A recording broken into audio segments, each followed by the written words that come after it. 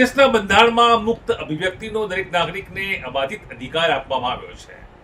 જો કે વર્તમાન સમયમાં પ્રેસ ફ્રીડમમાં ભારત અન્ય દેશોની સરખામણીમાં 157માં ક્રમમાં છે. અહીં આ ક્રમ બતાવે છે કે શું લોકશાહી માટે હવે ભારતમાં ખતરાની ઘંટડી છે? શું લોકો અને મીડિયા ગૂંગળામણ અનુભવી રહ્યા છે? સવાલ ઉઠી રહ્યા છે. નમસ્કાર, હું છું ધનેશ પરમાર અને તમે જોઈ રહ્યા છો ટુડે ગુજરાતી ન્યૂઝ. તો આજે એવા વિષય પર એવા અહેવાલ પર પ્રકાશ પાડવા માંગુ છું કે જે દુનિયા સામે ભારતની છબીને લઈને ગંભીર પ્રશ્નો ઉભા કરે છે. દુનિયાનું સૌથી મોટું લોકતંત્ર કહેવાતું ભારત અને પ્રેસની આઝાદીમાં હવે 157મા ક્રમે આપણે પહોંચી ગયા છીએ.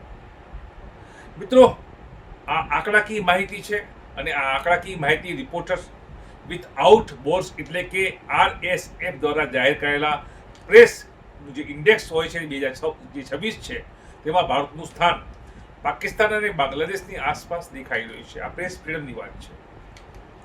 જ્યારે નોર્વે સતત 10 વર્ષથી નંબર 1 પર છે. જી હા, નોર્વે એક એવો નાનકડો દેશ કે જે અત્યારે સતત ચર્ચામાં છે, કેમ કે ત્યાંના પત્રકારો પ્રશ્ન પૂછે છે.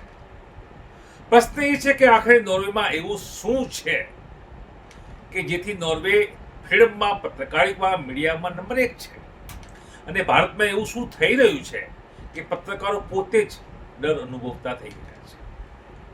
જ્યાં મિત્રો, પ્રેસની આઝાદી એટલે માત્ર સમાચાર બતાવવાની છૂટ નથી હોતી, પરંતુ સત્તાને સવાલ પૂછવાની હિંમત પણ હોય છે. જ્યાં સરકારથી પ્રશ્ન પૂછતા પત્રકારને દેશદ્રોહી કહેવાય છે તેવી વાતો પણ ઉઠવા પામી છે. જ્યાં ટીકા કરનાર મીડિયા હાઉસ પર દરોડા પડે છે તેવા દાવા મીડિયા હાઉસો કહી રહ્યા છે.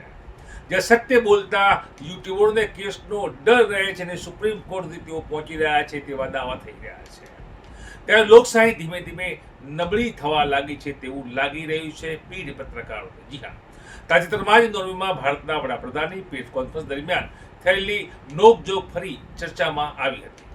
જ્યારે પત્રકારે સવાલ પૂછવાનો પ્રયત્ન કર્યો હતો અને વાતાવરણ અસહજ બની ગયું હતું. જોકે વિદેશ મંત્રાલયે કહ્યું છે કે ભારત મહાન લોકશાહી છે, પશ્ચિમી દેશોની પૂરતી માહિતી નથી અને તે રીતે આ વિવાદ તે પૂરતો ટળ્યો હતો. પરંતુ સવાલ તો હજી યથાવત છે. શું બહુ સારું છે?